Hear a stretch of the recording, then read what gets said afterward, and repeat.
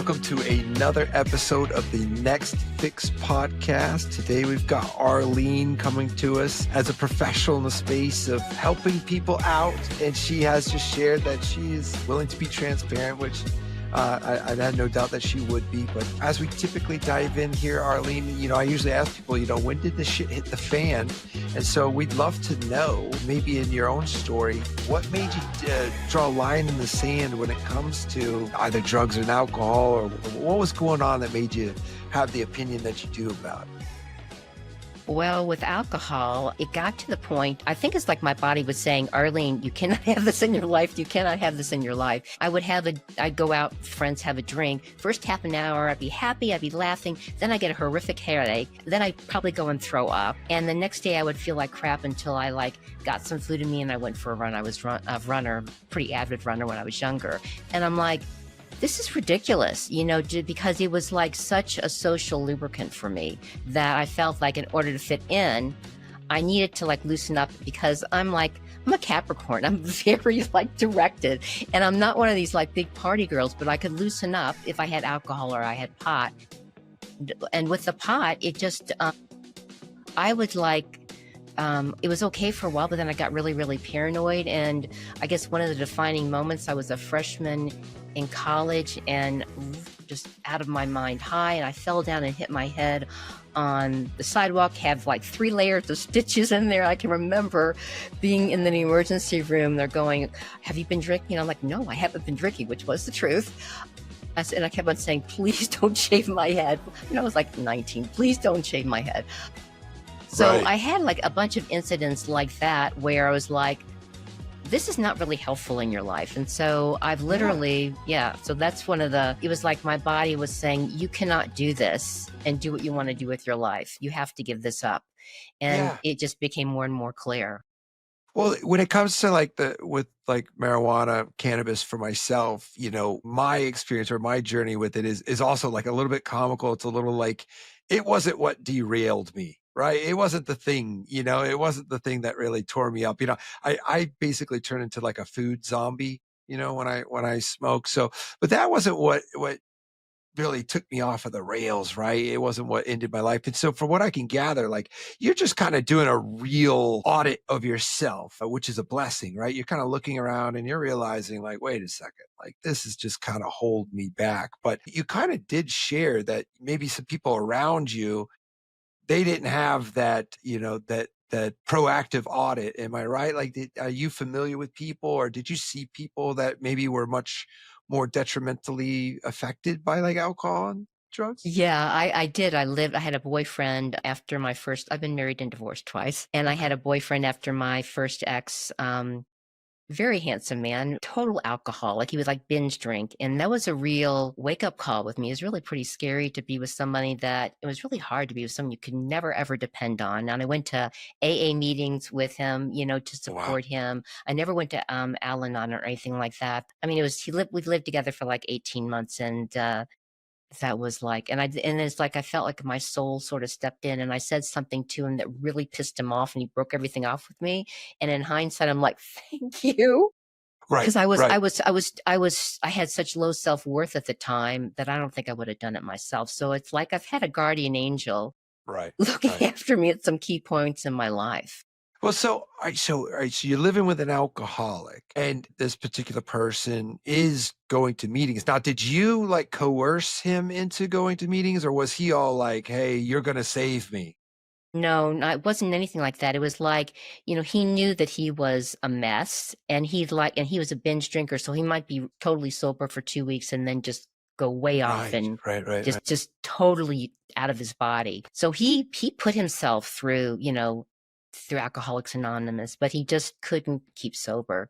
He died. I actually connected with him many years later. He was his son died of an overdose, and I knew his son. His ex-wife lived down the street, so his son was back and forth at our house. And really sweet guy, ended up in prison and died. And he had written a book to commemorate his life, to read it libraries for kids, and I helped him edit it, which was kind of a weird experience. Right. But it just felt like the right thing to do. But yeah, so he didn't try to pull me into anything. I think I was just hoping and praying that he would change, which is Not a good way to enter into a relationship that usually No. does not work. Right.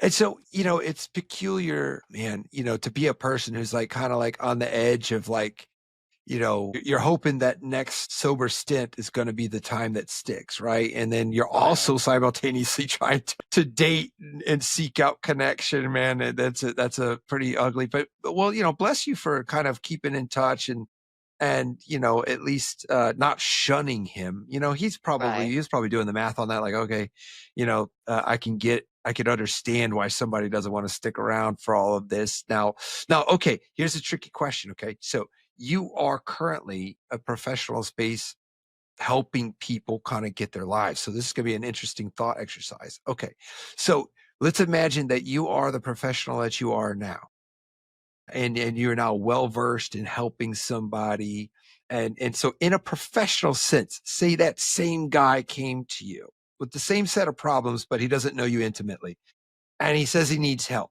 right? And so I'm kind of using this, which I was planning on asking you anyway, like, how do you feel that you could help somebody that was maybe in his situation at the time? Like, how would you go about it these days as a professional? That's really out of my comfort zone because I mostly work with women and it's more like, helping them go from stress to serenity, where they have all these plates spinning. And I also do a bunch of stuff with helping people negotiate from the heart, kind of blending coaching and the law stuff I do. So most of the people I work with are women Okay. because I empathize with them because I got pregnant when I started my first solo law practice, and all my family and all my friends and all my colleagues were in Kentucky and I was up in Ohio and I didn't have that kind of support. So I don't know what I would say to someone, as because I'm not a counselor. I mean, I do have a degree in transformational holistic counseling from Australia, which I cannot use here, just because I wanted to learn more about it. But I think it's a really tenuous thing because nobody can really change until they really choose to change. And the pattern and program that I noticed in him was that, like, one time he put his hand through some sort of glass thing when he was out of the world drunk. And the next day he was lying on the couch in our house and just, beating himself up horribly while he was really, really, really hungover. But it wouldn't last. The urge to drink would come back again. And so I don't know if I, as a counselor or anyone, can actually help somebody unless they Mm. have hit rock bottom or they just come to a point like they really have had enough and they're not just fooling themselves. So I don't know what anyone can do as a former rescuer, if unless someone really, really wants to change and is willing to go through all the hard knocks.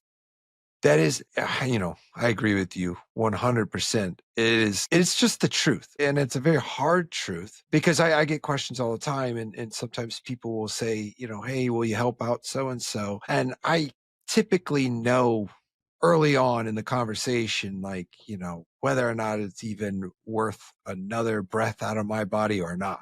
And that sounds cold and it sounds a bit harsh, I suppose. There has to be that effort on the other end of things because otherwise, everybody's spinning their wheels, right? And so, Right. okay, well, tell me a little bit about more. So, all right, so if you're not necessarily working with ex-boyfriends that have drinking problems, so He's died. right, right, But right, anyway, and you told me that, and I am sorry for your but loss, but that's a well, that was like a long time after we broke up, and it was just a coincidence that I happened to run into him. I forget how it was on social media or something, and it wasn't a big, coming back together. He asked me to help him, and I did. So, okay. but what was your question? We went over who's not your client. So, let's imagine that your ideal client is maybe, I don't know, struggling with substances, X, Y, and Z, and it's a part of the equation. But how are you helping best with women who are suffering from the multitude of things that women could suffer from specifically that men aren't familiar with? Like, how does that look like for you? And how are you helping these women? Well, I did interact with them when I was an attorney. I seemed to attract people that maybe weren't drinking, but started drinking again when they were going through a divorce. Because the first 12 years of my practice, I was a divorce attorney and was like in front of the court representing kids when parents were severely dysfunctional. So I was in a different role then. And that was really, really hard, just to watch how people are when they sort of fall into that thing. So I was kind of on the other end of that, like going into both of their homes and seeing how they took care of the kids and if there was another relative who could help out. So, and that was like heart-wrenching, and I ended up like leaving divorce law and all that stuff after 12 years. I'm like, I cannot do this for the rest of my life. So I was never really in a position to help anyone to quit drinking. Although I guess, what I did counsel people with as an attorney was that, if you want to keep your kids, if you want to have them in your life, that you need to do something about getting sober because Mhm. they're going to bring it up and you're not going to be able to hide it.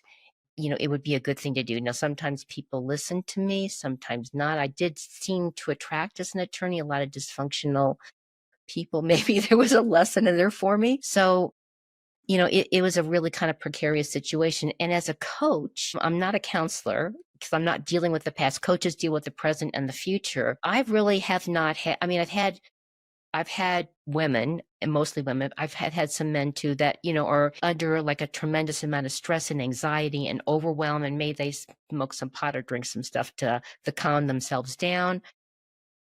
But I've never really coached or mentored someone in that situation. I can recognize it often.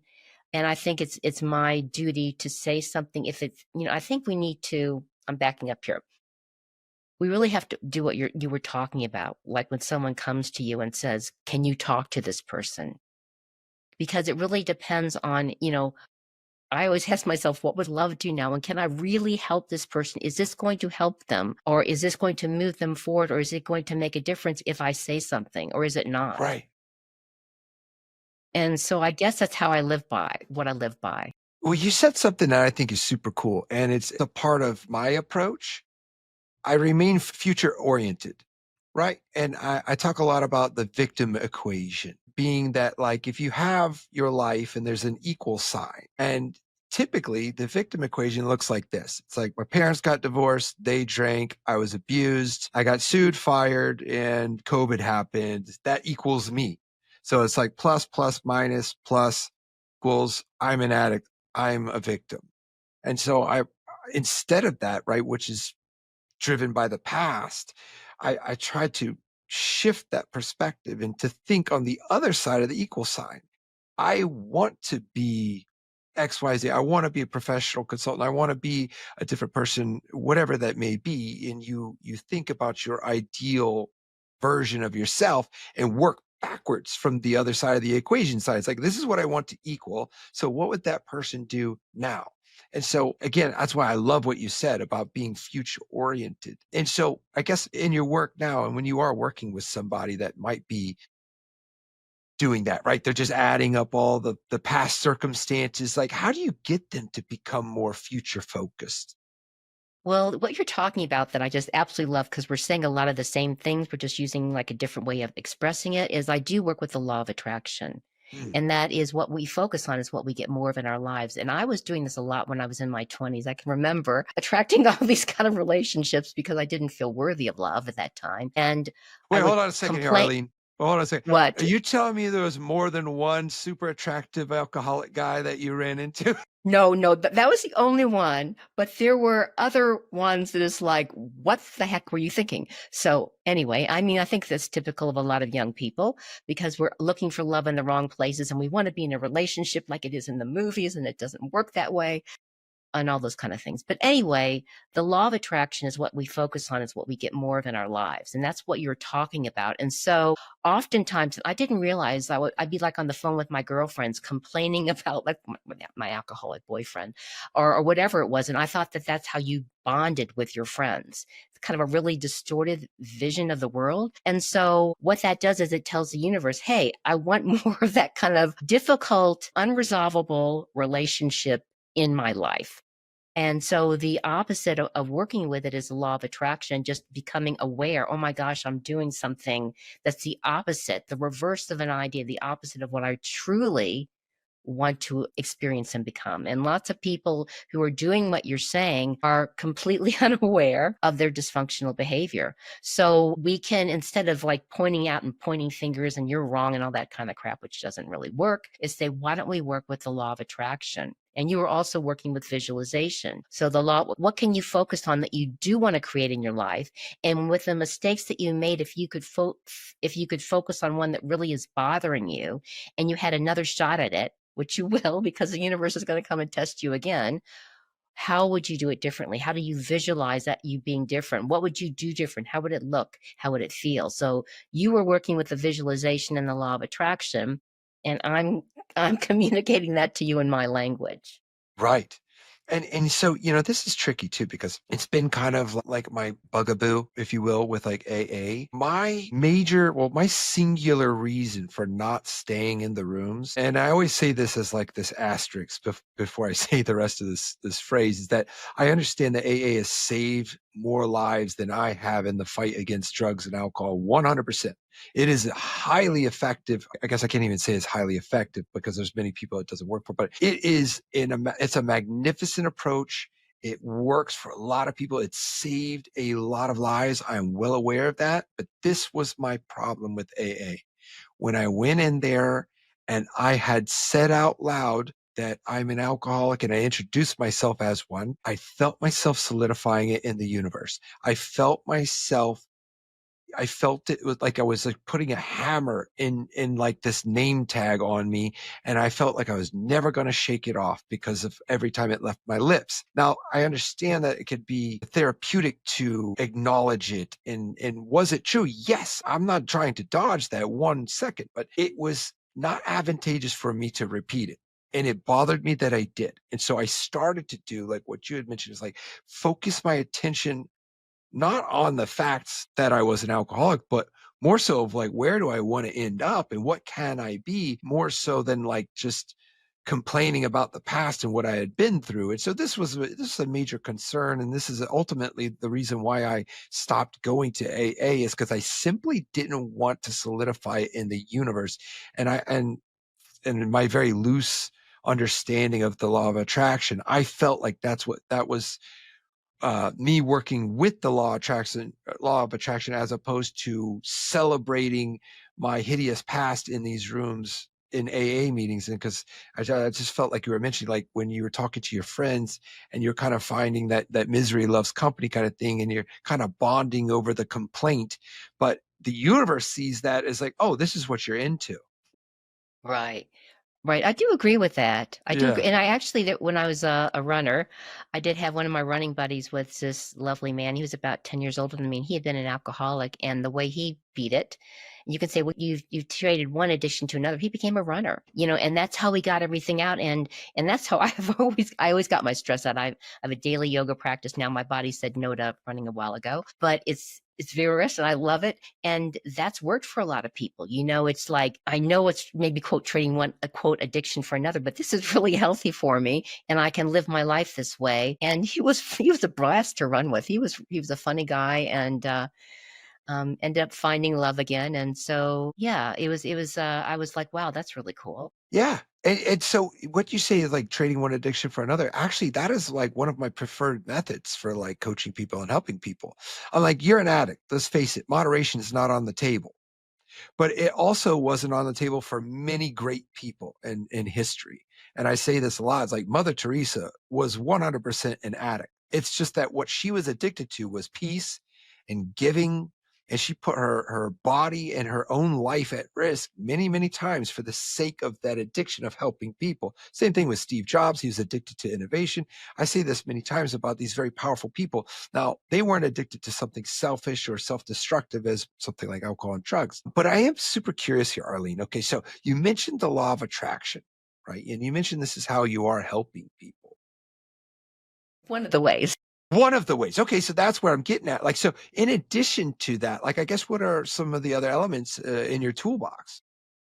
I have a lot. One of the ways, and maybe some of these would resonate with you as well, because lots of times, and this works with the law of attraction, we're focusing on our inner critic instead of our inner coach, the blah, blah, blah, blah, blah, blah, blah in the ear that tells you all the horrible things you do, all the mistakes you've ever made, how horrible you are, you're never going to be blah, blah, blah. Well, we all have an inner coach, and most of us are already working with our inner coach.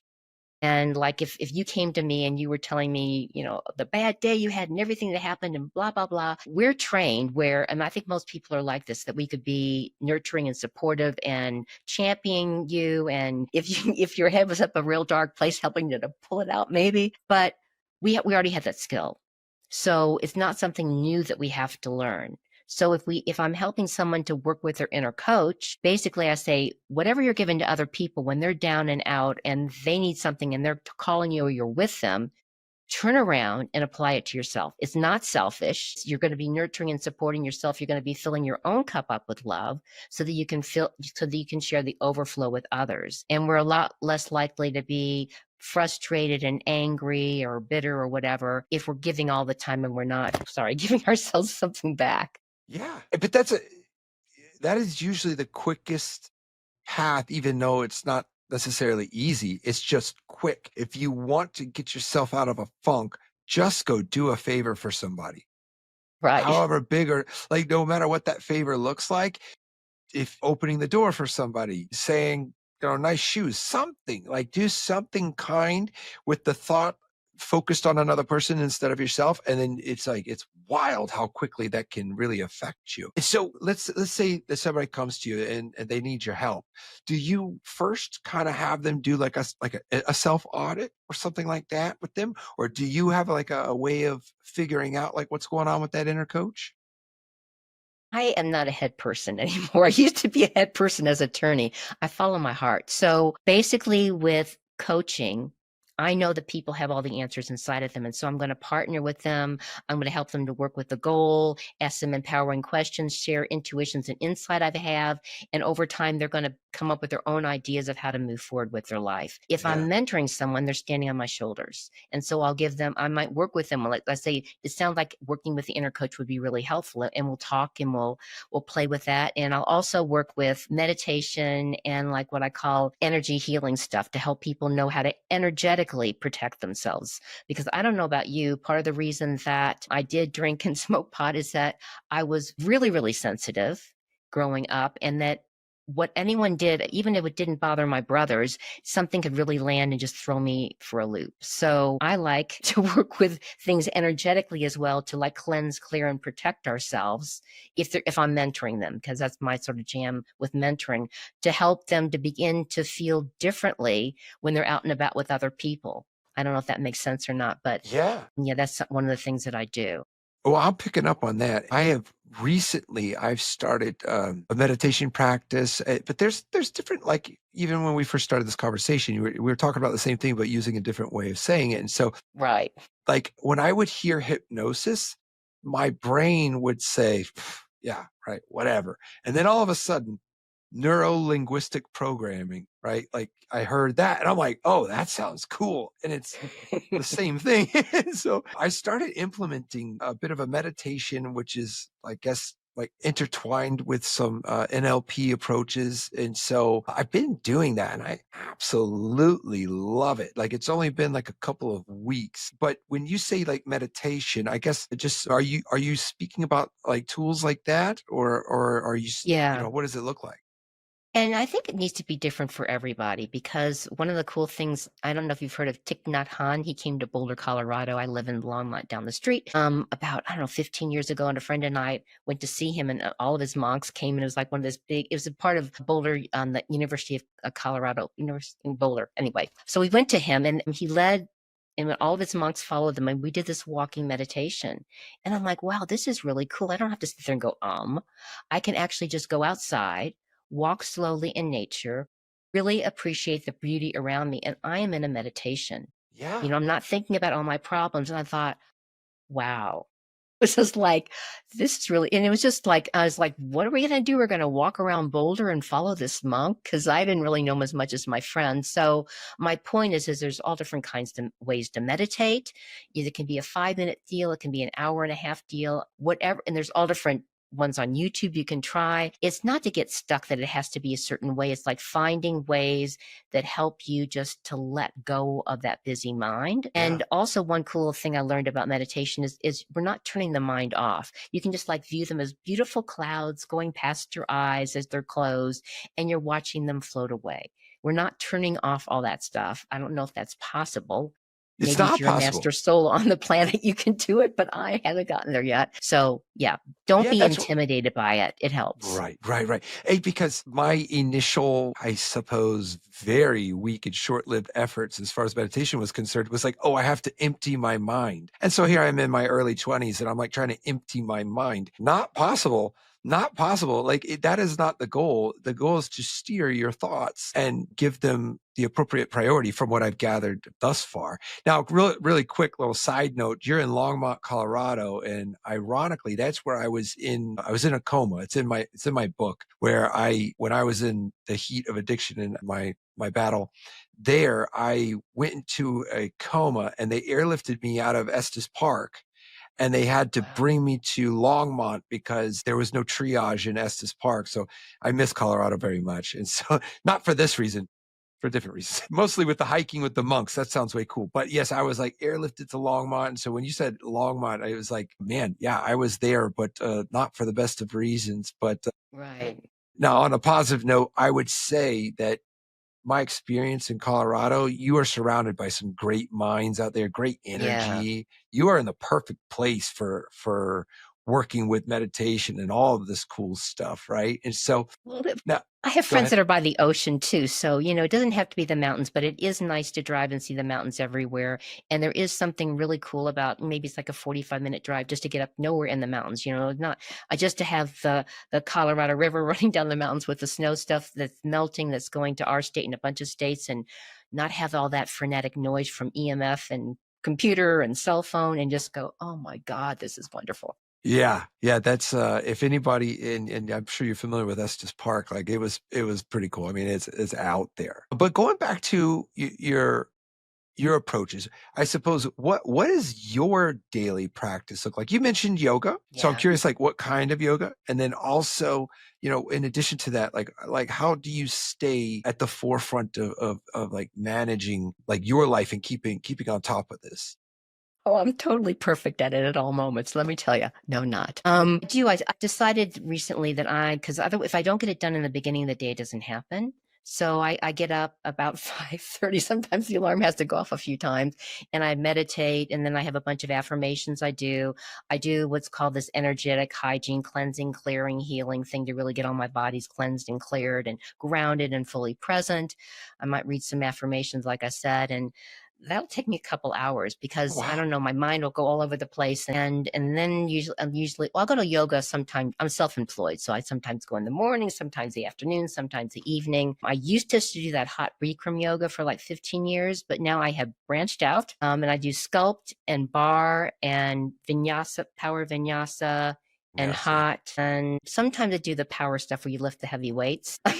I'm not a very good big person to lift that heavy, but it is good for me. And I do enjoy having a wide variety now. And I love my yoga community. Just Yeah. it's fun to be around cool people that you can just laugh with, while you're in class. So Right. yeah, I love it. You wouldn't probably guess it, but I did Bikram yoga when it was like still the thing. But then everybody found out Bikram was like a creep. It's like, okay. But it was a Yeah, great practice. The 16 it poses, is. killer. And it was what I required because again, I'm an addict. It's the truth. So I have to have that level of intensity. And just for anybody listening, if they don't know what Arlene's talking about here with the hot yoga, like what is it, like 110 degrees in there or something like that?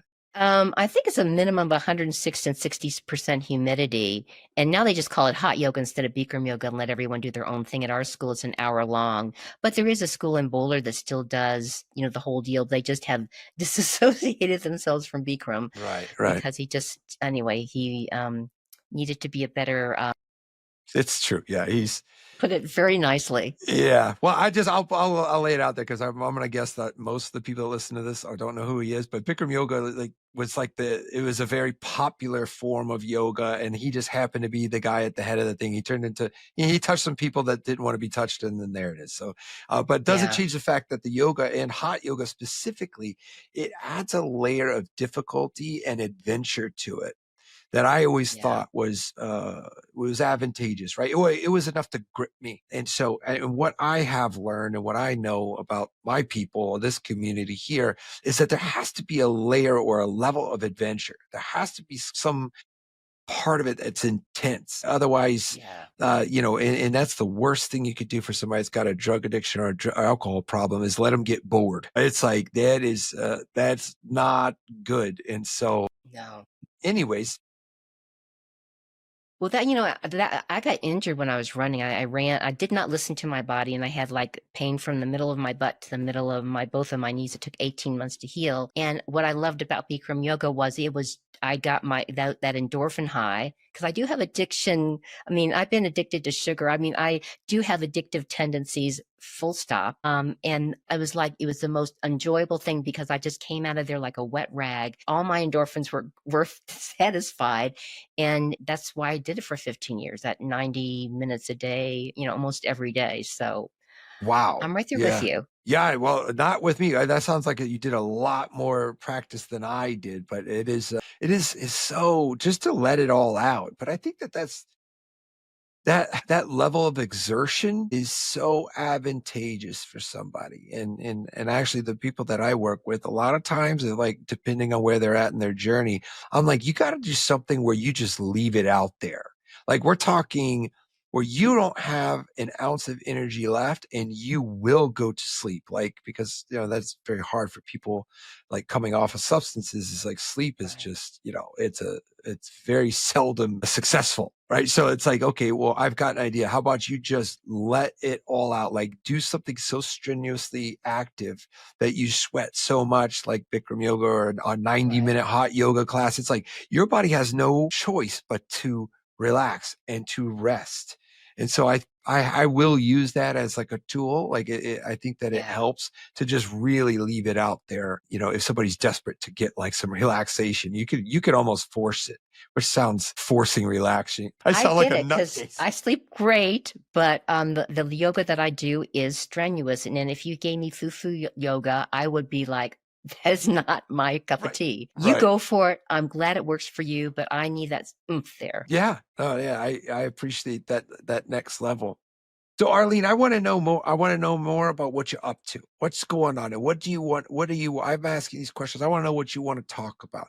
Like, what do you got going on? What's going on in Arlene's life that we should be excited about hearing? Well, I'm going through a course by Speakers Lab that to get out there and be a speaker, like a keynote speaker and workshop presenter. And I finally have the topic that just sort of makes my heart sing that I was sort of sharing with you before we started. And is about negotiating from the heart, like a new path to confidence, clarity, and calm assurance. And I'm going to start working with women, but I think it's really important for men too, because I feel like there's a communication glitch oftentimes. I'm talking beginning it professionally about how we communicate. Women are more relationship oriented, men can be a little bit more aggressive. And I'm just using generalities, but lots of times, I mean, I'm a very direct communicator. A lot of women aren't. And I don't really know how to, when people start indirect communication, it's really hard for me to understand what the heck they're talking about. And I think I went through law school and maybe I picked it up there, but a lot of men are like that too. And it just feels like I really want to bring the heart back into negotiation because when you're like aligned to love, centered in your heart, grounded into the planet, you're going to be a lot more likely to work things out in professionally and personally. And so I taught a course like this years ago, just to like a spiritual community, did like a 6-week workshop. And I was like, and I just decided I was like trying to fit myself into a pretzel to do something else. But I am really passionate and excited about this because I think it can help a lot of people. It sounds high level. That's what it sounds like. This sounds like, but negotiations, right, is an art. It is a very sought after skill, right? And then you're adding another layer of like, in my mind, what it sounds like is like, it's like adds more of the art part to it, right? Like it's adding, Right. and I don't want to say the word complexity, but it sounds like there's another level of getting it done, proper negotiation, right? Right, and really we're just talking about communicating because, we're communicating to work things out, but it's a form of negotiation, and if I put too many words in there, then I lose people. So it's really learning how to effectively communicate from the heart and not the head to get solutions that work for you and work for other people as well, because I feel like one of the things that's a problem in our world is that we're way too heady. We're trying to have the scientific solution for everything. It just doesn't work that way. We need that sort of balance between masculine and feminine and yin and yang and Yeah. the heart. It has to be activated in a part of what we do, or we're not going to really get how to do it. We have to feel it in order to make it real. And that goes back to the law of attraction, right? It does. It goes right back to the law of attraction. And so, because if you are detached from the feeling, the law of attraction is just hot air coming out of your mouth with Right. some want that you have. Like, oh, I'll just talk about what I want all the time. It's not, there's more to it. Like, there's more to it. And it does involve a deep level of feeling and emotion. And if you can achieve that, I do wholeheartedly believe in the law of attraction and that it will be as effective as to the degree that you could tap into that emotion when you do have that Right. desire. Yeah. And then practice makes permanent, people get all upset with themselves if if it's not magic fairy dust and they don't get it right away. But, it's like being a runner. I did some half marathons. I didn't just go walking around the block and go do them. It take a lot of practice, practice, practice. And same with these tools and skills that we've been talking about today. So, work with somebody who knows how to do it or get with a group of like-minded souls that want to do the same thing. And it's going to be a lot easier. That is the truth. It's always, well, the very old phrase, I suppose, is like you're the average of the 5 people you keep around you the most, but it holds true. It is always the truth. And so it's very cool that you're doing that. So, well, that being said, I mean, do you have any talks lined up? I mean, guess what, where should we expect to see this next level, or when are you going to bring I'm not back that sure yet. class? Gotcha. I'm just in the beginning of it, but you can come to my website. I think what I'm going to do first is I'm going to create some like online workshops. It's interesting to break into the speaker workshop conference place because you have to have a lot of experience. And I've had like 115 podcasts under my belt, but it's different to get in front of other people on the stage. So I've done that as an attorney, not an exact stage, but so I don't have anything signed up yet. I'm still in the learning process of how to create stuff. Yeah. But you can come to my website, Jewel Consultancy, and let me know that you want to, be in the loop about that. And I certainly will put you there. That is awesome. That is awesome. I would like to vote that you bring back that course that you had taught whenever you said there was some time ago. I am going to. It's going to be a part of it. Yeah. It's really, you learn different concepts and then you practice them with other people. And that's where you really get the learning and that's where you really get the bonding and that's where things really, really ground, because we end up helping each other in groups because I'll coach you, then you'll coach me, and someone will maybe witness the two and it'll be like this conversation afterwards of how that went. And I think that's a really cool way to learn because you just don't want someone yapping at you. You have to have that experience. Right. I love it. I love it, Arlene. Well, you've got a lot of us. Well, you've got me at least. I'm like chomping at the bit to see what comes up here. So, but it is